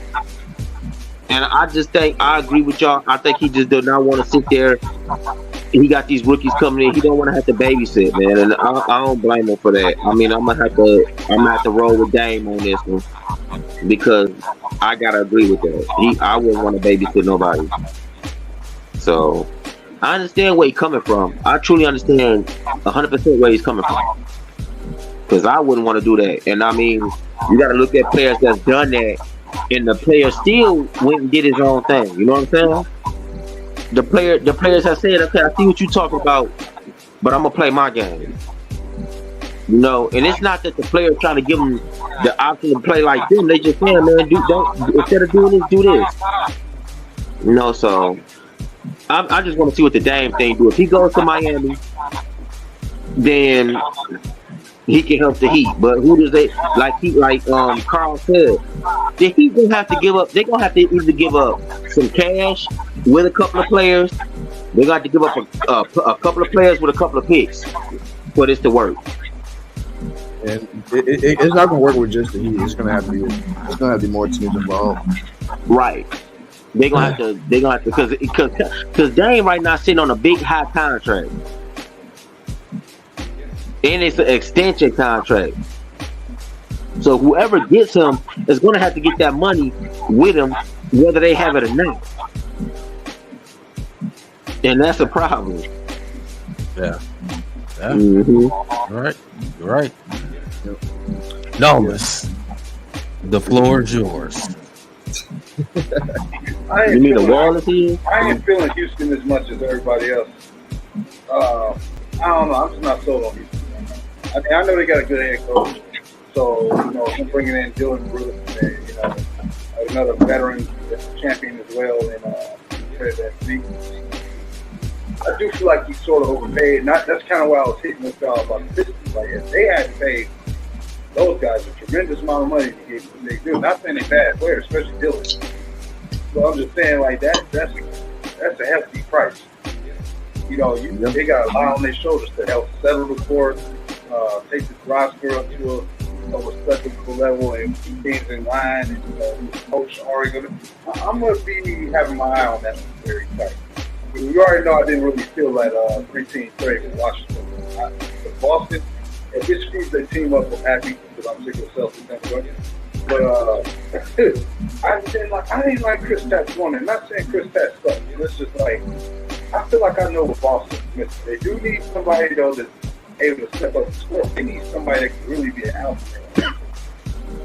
I know Brown is there, but Jason Tatum out. I don't know about that. I mean, you add in Chris Tatt, but yeah, he can score. Chris Tatt still ain't the same Chris Tatt in the Knicks. You know what I'm saying? So then, but I'll tell you what I want to talk about in the years. These crazy contract extensions. You got guys getting 5 years, $200 million, and they haven't even spent the playoffs yet. And I get it; they're good scorers. Half the guys get re-signed, went missing when they did go into the playoffs, and then other guys only play down there half a season because they can't stay healthy. That's a huge investment. I think LaMelo Ball got $250. I believe Anthony Edwards got somewhere near that amount. And somebody else too, I can't think of who it was, a guy like those about $200 million. I know Tyrese Halliburton. I can understand Tyrese Halliburton. Bruce Brown signing with them, I'm not shocked, but at the same time, I'm a little bit shocked because I didn't think that was going to be his initial destination. I thought if Bruce Brown would have got the bag from anybody else, I actually thought that he was going to end up in San Antonio. I thought San Antonio would have got him, but Pacers, you heard him snatch that one up. So I was a little shocked about that one. There was another one. I think the Bulls did a good job getting Torrey back. Definitely, I'll tell you another team I think they did well. Considering that, obviously Bradley Beal did one out of there, Washington overall, we got a couple nice players to start their build with. I do think that. I ain't saying anybody go out there and win a bunch of games, but they do got a couple nice players. But this free agency just was kind of lackluster. You know what I'm saying? That was the thing that we all had kind of with our history, like for the free agency. Like, from the talent perspective, that type of guys you want to pay big money for, wasn't really out there. Like that. So there was a couple players, but I don't know, man.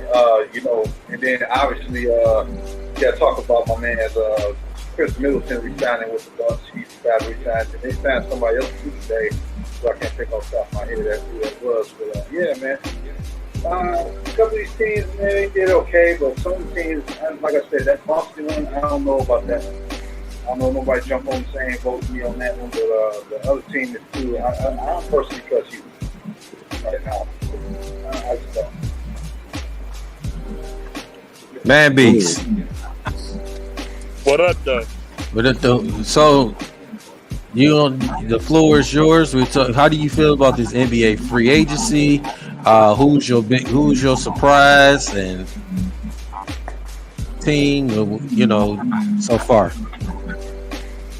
This free agency so far it's pretty cool. I mean, like Jordan Poole going to Washington, he probably mad about that. That's what he gets for spending $500K on ice right there. They'll look at her insides, bro. He ain't look at nothing. He probably just look at her neck and that was it. That's all he got to see. And then Chris Paul getting traded to the Warriors. Chris Paul, I call him Lemon. I call him Lemon because he's like an old Mustang that you try to relive back in the 1990s and stuff, and it break down on you soon as you leave the block. Had the car broken down already. That's Chris Paul. Hey, that service engine soon light on. Like, soon as you turn the corner, the engine light cut on.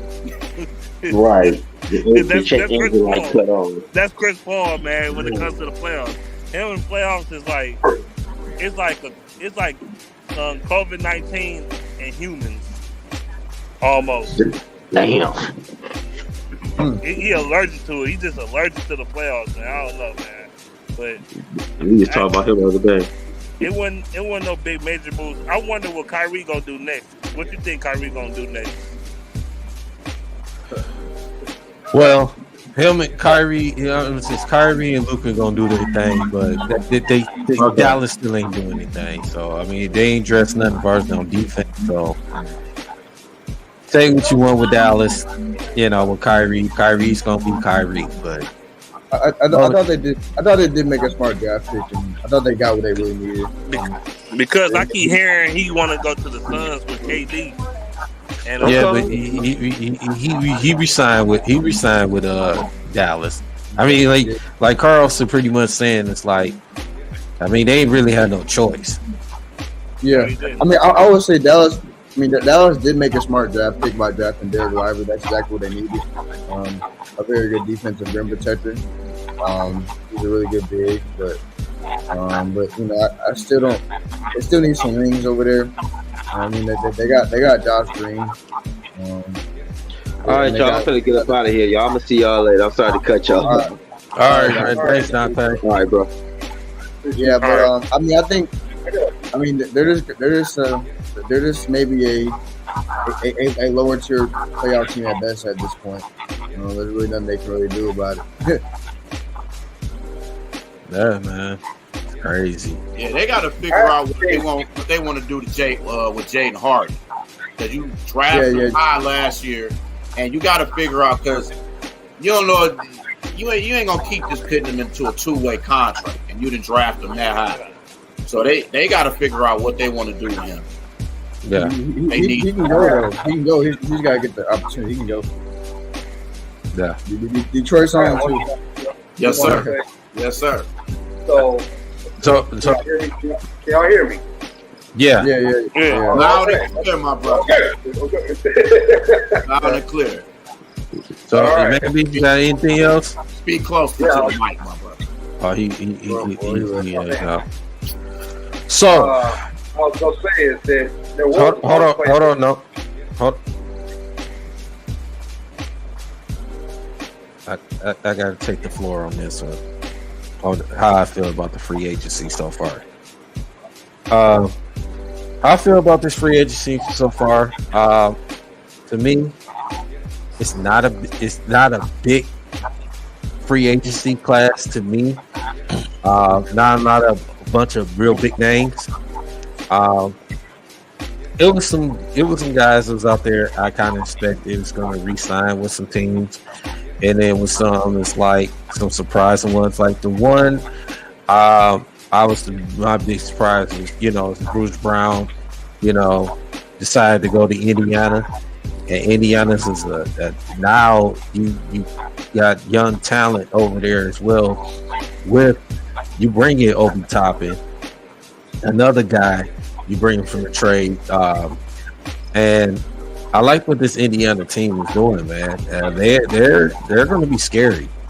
They're going to be one of those teams. You know, they're going to give a lot of teams problems. You got Halliburton. You still got Buddy Hield from now. You still got Miles Turner. You still got the young guys. You still got the guys over there, man. They're going to be a team that I don't think a lot of teams in the Eastern Conference want to deal with if they're healthy. No, if they play together. So I got to give Indiana credit. I got to give, much as I don't want to do this, I got to give the fakers credit. I got to give the fakers credit. But now the only thing I don't understand, I think they shouldn't pay D'Angelo Russell that much money. I'm sorry. He didn't show up in the playoffs. You know, he's inconsistent. You know, he had a couple of moments, but I'm sorry. I'm not paying D'Angelo Russell, even if it's 2 years. But no, I'm not paying him that much money. I'm sorry. But that's Rob Pelinka and the LA Fakers. That's what they do. Go ahead. Rory got your mind. I think he's a little bit overpaying, but it is what it is with it. But I'm gonna give them LA Fakers credit. I'm gonna give them credit. They're trying to get some younger guys on their team. I'm giving that, but it doesn't mean they're gonna. People think they're gonna win a championship. It's not happening. It's not happening. We all know it. No, I hope everybody knows. The LA Fakers not winning no championship. That's I don't care who that guy from Akron, Ohio. They ain't gonna help this team win a championship. So until that guy that Mr. Street Clothes Davis could be consistent, they ain't win no championship. But as you know, like I said, I give him credit. And another team I'm gonna give credit to.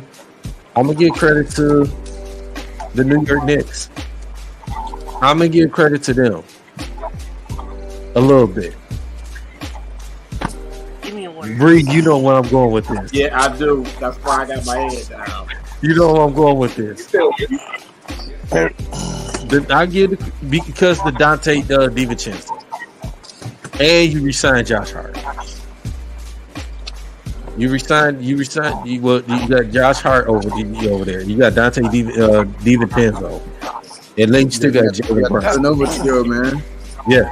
Come on. You got New York. Hurry this up. New York. They got the now. I wish they get rid of Julius Randle, but that's another subject for another day. I wish they go and just get rid of him. He's just a big disaster. All he getting paid all this money, he just don't show up. But I mean, they're stuck with him. So yeah. So yeah, you're right, Carl. They stuck with him. So I mean, that's why I don't understand why they even. That's why the Obi Toppin pick never made sense to me. I'm like, y'all got Julius Randle, y'all stuck with him. Why would you pick Obi Toppin? He doesn't fit what you guys are doing. Hey, Carl, you know what their plan was gonna be, man? And I have a source about this. Their plan was to draft Obi, develop him, because they wasn't even trying to keep Julius Randle this long. They was gonna maybe get him a year or two, and then let him go. And then it was gonna go to Obi from now, but it backfired when Julius Randle had that one good year where he was the most improved player. So they had to sign him because they didn't want to give him up. So that was doomed from the get go. From there, so I think that was their plan. And I think too, Tom Thibodeau, and I said this, not that long ago. I think Tom Thibodeau didn't really care for much to play Obi Toppin. It was times you could tell his games he had to force to play Obi Toppin, especially if Julius Randle was in foul trouble or if he was hurt. He had pretty much had to force him to play Obi Toppin. So is, I'm glad Obi Toppin's in a better situation now. He can be able to get the more playing opportunities with Indiana. So I like what New York did. I just don't think that. I still don't think they still got a little bit of ways to go. They could. Are they a playoff team? Yes. If they healthy. If they're a playoff team, yes. But I just still think they still got ways to go. I like what they did. Now they're disappointing. I agree. Houston, I don't know what they think. I'm not paying Dylan Brooks all that dang on money. I'm sorry. I'm not. You ain't showed up, and I'm not paying him all that money. I'm sorry. Fred VanVleet, he deserved it. Some people say he's overpaid. I don't think so. I think he deserves the money. He put his art. He's a champion. He balled out without Kyle Lowry. Kyle Lowry left and all, but he deserved it. But Dylan Brooks, come on, man. I'm not paying him all that dang money. I'm sorry. I'm not. And I just don't understand the moves that Houston is doing, but that's on them. And yeah, man, that's one team. And the one team before we get out of here, the one team that I think everybody should not sleep on. Do not sleep on this Utah Jazz team. The Utah Jazz getting John Collins over there alongside with you got Laurie Markkinen, and you got a rookie Walker Kessler, and you still got Jordan Clarkson over there. Still got THT for the moment.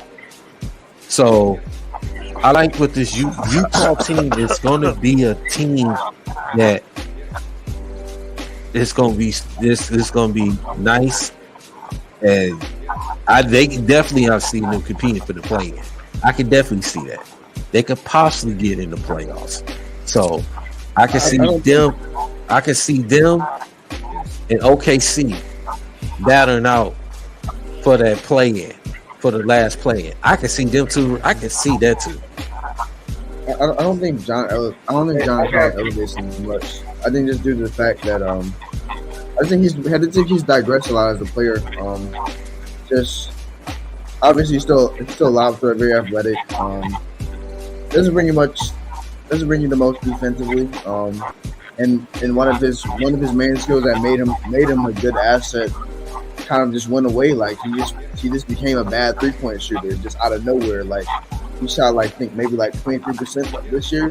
That's not good enough, because before he was giving you he was a slightly above average 3-point shooter.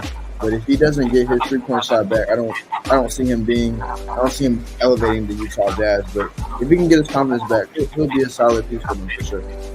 Yeah, I think Will Hardy, the coach, is going to put him in a situation that, I'm not gonna say Quinn Snyder. Quinn Snyder really got there just about towards the end.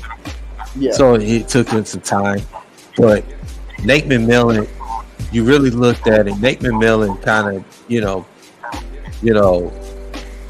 put John Collins in certain situations that John Collins shouldn't have been put in. And you really think that everything, of course, everything had to go through Trae Young. Even when DeJounte Murray came along, it went through DeJounte Murray. It didn't go to John Collins. Now you get him over to Utah, you could get him more involved in the offense, get his game going more. I think he'll fit perfect with this Utah team. With a marketing. He could take pressure. It's like John Collins don't have to do as much now, unless, let's say, marketing was hurt. Then you probably have to put, John Collins have to do a little bit more. But having marketing over there, having Kessler, Walker Kessler, my goodness, like he played this past rookie season. You had them guys. I'm telling you, Utah Jazz is going to be the team that's going to be at least going to be battling for that play-in at the beginning of the playoffs. As long as they stay healthy. I'm going to be looking at this team this year. And Danny Ainge is not done making moves. We know how great Danny Ainge is when he GM. I he needed that making- the kind of day I had. So So what I was going to say, there was one player, and I can guess it's another disclaimer that I thought was probably the smartest player in free agency this year so far. I can't believe I'm saying this, but I think Russell Westbrook was actually very smart this year to take the deal he took. Because one thing when I looked at it the other day, I was like, wait, he took that little bit of money, but I had to think about it. The Lakers ruined his reputation. His reputation got ruined with the Lakers so bad playing with Bron. No, they just didn't fit. So now being as part of a system, I could feel like with Tyronn Lue being a former NBA champion as a coach, he does have a system. Although I'm not really that big on the Clippers still, they did bring back Mitchell Plummer. One thing about Westbrook, he actually showed that he was willing to fit himself in the role when he got there. He actually seemed to play the part. So I think with this year, why he takes that deal is because he can opt out of it and get a big contract after he plays well enough. So I think this is the year that he's going to work on getting himself back into his groove more so, and maybe trying to do different with his game. Maybe he doesn't stay there long term to maybe close his career out with something like a 3-4 or 5-year deal or something. Depending on how they fit together. They do need a guard that can pass. He did step up defensively for him against Devin Booker. Even though Devin Booker's I love him, he kind of saw it a little bit too. But Westbrook did do his thing in the playoffs for most of them, and he showed that he was willing to be useful in those ways. So him taking that proven deal at this point in his career, that's kind of admirable because you still got James Harden low-key out here probably want a big deal. Necessary. You still got other players that are old and getting in that zone where it's like, okay, the time about to end up coming up, and they still trying to get paid. He actually chose to bet on himself around the time. So I can't do nothing but show respect when a player do that. And like I said, a lot of people, we've seen this for years. You play with LeBron James, a lot of times you get discredited. You know what I'm saying? I swear, Kevin Love got so much better when LeBron left Cleveland. When what was the name when he got hurt? I can't think who was there too, and he was struggling. But then when LeBron gone, they started kind of warming up, and they built the team where they still need worse.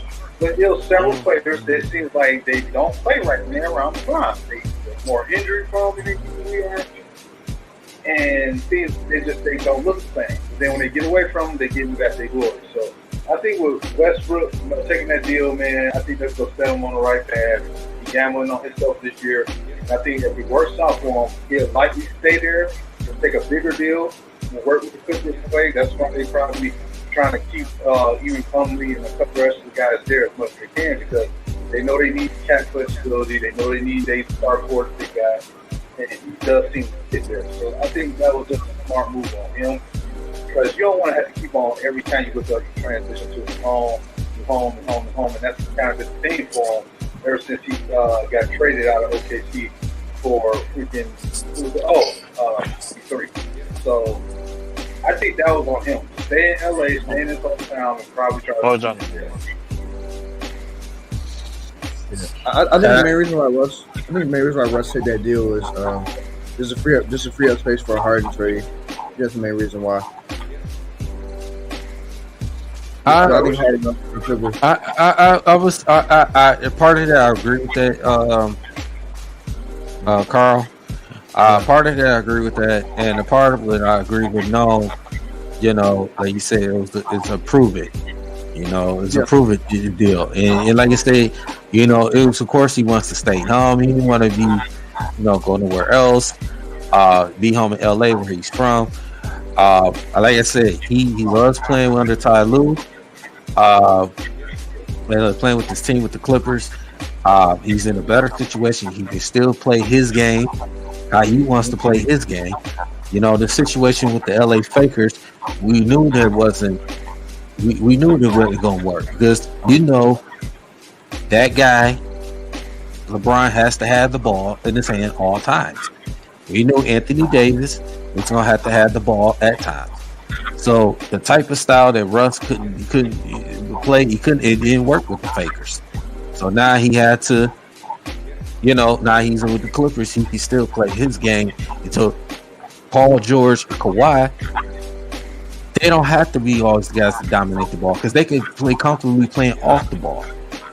So that is, and Russ still could play and attack the basket, get it. And I keep saying this all the time. Russ is a guy who will never cheat you out of the game of basketball. He's going to bring in effort every single night. Every single night. That's what I love about Westbrook. He's going to keep bringing it every night. Whether he's going to get you for a triple-double or he gets a triple-double or he gets a quadruple-double. He's going to come out and play every single night. It's nothing, and some people want to disrespect him, say he's not this, he's not that. But it's a guy that goes out there and play basketball. He can miss 20 shots. I don't care. Guess what? The man probably got 10 rebounds and probably like 14 assists. But guess what? He's out there hustling. He's out there getting, playing the game the way he's supposed to be played. So I love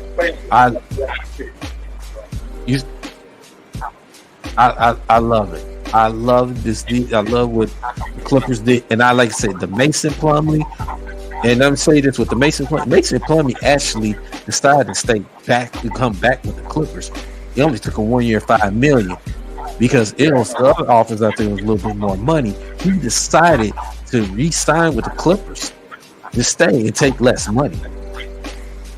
So it's like I said, you absolutely, like I said, you both had valid points. So you right, Carl, you right. Because they're trying to open up, try to get James Harden. You said no, it's probably like that credit Ty Lue a lot to that because, like I said, he does know how to have a system that works defense and fitting the players properly in it. Like we saw it when they had J.R. Smith and a lot of those other role players too. But like I said, this is the first time I've ever seen Westbrook actually fit with a team. Yeah. I mean, I will say, I'm definitely glad to see. It was a treat to see Russ kind of playing a system that where he really truly fit. Russ is my favorite. One of my favorite players in the league. It's funny, like ironically, like him and LeBron.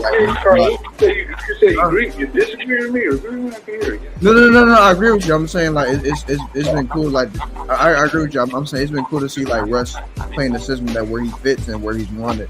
LeBron and Russ are like those are two of my current favorite players in the league, but they didn't fit together. So it's kind of sad to see they didn't work out. But the writing was kind of on the wall, and I was tired of seeing Russ being disrespected and being in a place where he clearly wasn't wanted. So I'm glad to see he's in a better place, and and he's making sacrifices, to try to make the team, put the team in a better position to win. So it's good to see that that's happening, and I hope that Russ succeeds next year, and the Clippers are successful. Championship. Anyway, but I'll say this much. You know what I will say? It was kind of sad that it didn't work out with him and Bradley Beal, though. I hate it. Other than Washington needs some more players. But I felt that could have worked. They had probably a better coach, like some more players like on the other wings, and they had to bid. They need more wings for it. I mean, it seemed like it was a swimming Bradley Beal, and then like everybody else. And, I mean, they were still fun to watch, though. I'll say that, though. Yeah. I swear, I feel like they should have done it. I do not like that trade, man. With the Suns. I don't. But anyway, I ain't gonna take up too much time. But yeah, let's definitely just get into it because we get close to time to get out of here, man. We talk about it. We had a great show today, man. Let's get into our final thoughts, man. I will start with Man Beast. Man Beast, you got any final thoughts, man? Yes. Yeah, my thoughts is, y'all just have a good one, stay close, stay together, and try to stay happy even through the misery. That's all. All right, man. Very appreciated, man. Appreciate it, man. By the way, when you plug yourself in and let us know when you what your next project will be, bro. Okay. Definitely. Showing Man Beast love and support, man. Showing some love and support, man. So definitely gonna be doing that, man. So, Bree, got any final thoughts, man? Man, just a wonderful show, man. Of course, I'm always glad to be here, man. Definitely glad that Carl came on, man. I mean, like I said, I can't say enough of how appreciative that he's on here, man. I got so much respect for this brother. Appreciate it, man. And just everything that we talked about. Now, y'all talking about Russell Westbrook. That's deep to me because he's actually my favorite player. So it hits me hard when I see him struggle like this. I got damn near every one of his jerseys. So that just tells you how deep of a favorite player I am. But he gonna bounce back. He still got a lot left in him. So, but yeah, man, just the free agency thing, man. It's just like I said, it's a lot of stuff that went down. Happy with the Pistons and what they did, and just got trust in Troy Weaver, and Troy we trust, and this coaching staff. Can't wait. I just can't wait for the season, man. I just cannot wait for the season. The season gotta. I wish it was tomorrow. That's how much I want the season to come by, man. It's just I can't wait. But we just got to see what happens, man. And that's all I got, man. Carl, man, you got any final thoughts, man? You special guest. We'd like to thank you for coming through and on the show today, man. Got any final thoughts? Yeah, man, I appreciate it, man. Appreciate being on here, man. It's like 5 a.m. where I'm at, so it was a pleasure, to talk to you guys. Especially to have like the extra. I didn't, I knew you guys knew you were gonna be on here, but just to see Man Beast and Dante on here, man, it was a pleasure. Those are like one of the couple. Those are the main guys that really inspired me to really be on here in the first place. So, to see these guys on here with me, it's been a pleasure. I remember the last time I did, something like this where I was featured on a video, kind of just did like an interview kind of style. I was on Jim Bordeaux, the late Jim Bordeaux's channel, man. Rest in peace to him, man. It was that was a great one of my favorite videos. I really want to do this again, and and it's been a pleasure, man. And, you guys are still like. It's still. I'm glad I can still call you guys, my family, man. I'm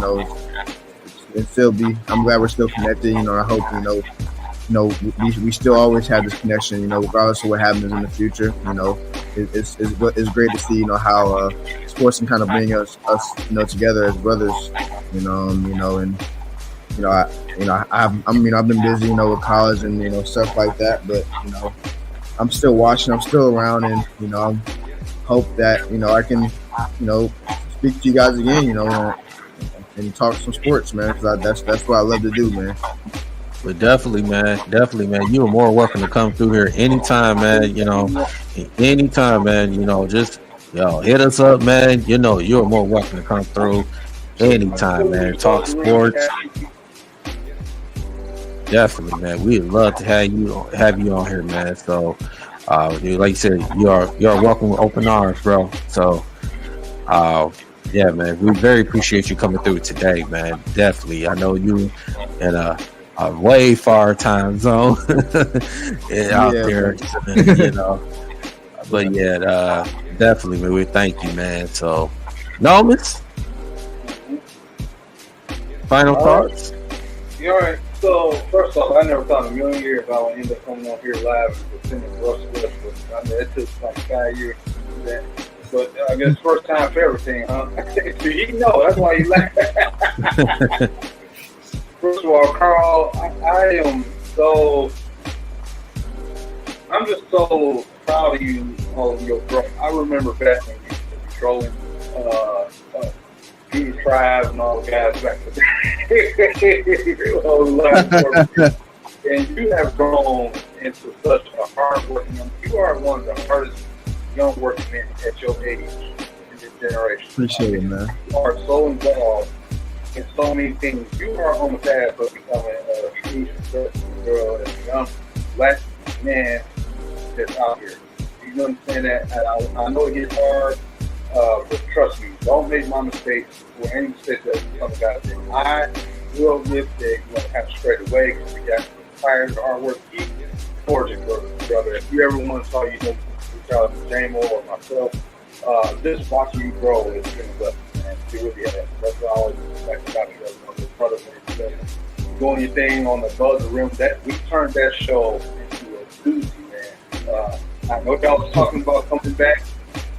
I was still in that chat feed with y'all. You're welcome on this channel anytime, man. We up here live. We do that speak every Thursday around the same time. We do round table over there, BFA. Shout out to all of them over there too. We usually go live around 8:15 on that day. So if you ever want to come around, you're welcome, man. Just tell me, reach out, man. So again, so proud of you, man. You keep on doing your thing, my brother. Very smart. We'll never forget that. Stay away from these modern day women. Don't want you messed up. And and you know what? As far as the show goes today, very great shows. We had a doozy of a show at episode 10 of the Rapaport, the D313 Rapaport, man. This is what we want to do. I love when we get to the 10 episodes that they just both always back in the introduction and how far and how long it's supposed to get here, man. So the same thing for the SB going down on draft night. That was the 10th episode there. So, us, man, I gotta say, follow the D313 SB. As y'all know, if I'm allowed to say this, I'll let Daryl do it, man. But yeah, we just made a move, so keep following us on the Facebook page, on IG, man. Stay up to date, man. We got content. I've been doing videos left and right, and that's how I'm leaving. Because God bless everybody. Daryl, be something. All right, man. Definitely, man. So, man, the final thoughts to me, man. Like I said, this NBA free agency has been it's been interesting. There's been some good moves. Some teams, been some questionable moves on some teams. As far as the Detroit Pistons, I know Troy Weaver's not finished with what he's going to do. But like you said, we just, we trust in Troy. What he's going to do. We see this Pistons team. They like you said, it's going to be a learning curve for these young players. So it's definitely going to be some exciting times for Detroit basketball. So we're definitely looking for our main cores of Cade and Ivy. Hill's got Duran and Stewart. Bring the veterans of Moores and Harris, Joe Harris, and those guys, man, to help this young core. So we're definitely excited for this Pistons basketball team. So looking forward to this NBA season. I'm like you, Bree. I'm ready for this NBA season to start already, man. I'm ready. I mean, it's just like shit. We're already waiting for football season. The NFL already start. Waiting for college already start. I mean, shoot. If baseball hurry up and get over with, and the Tigers win the World Series, but no, that's not such a good day. But I'm ready. Hockey season too. I'm ready. Hockey season, ready for the women's to come out here. So, but yeah, man. So it's been a great show today, man. Carl, man. Like you said, thank you, man, for coming through today, man. Make sure you keep up the good work that you're doing, man. Don't let your foot off the gas on that. Like you said, just trust the process, man. continue to put the hard work in, and what you do, man. You like you said, you know, you got a lot of things going for you, good for you, man. Continue, man. Your success. Like I said, you know, following you on Instagram. We all, you know, everything. We gonna be seeing the work you put in, man. We see the work you put in. So we definitely watching, man. You know, so just continue. Just don't take your foot off the gas, man. Don't let nobody try to take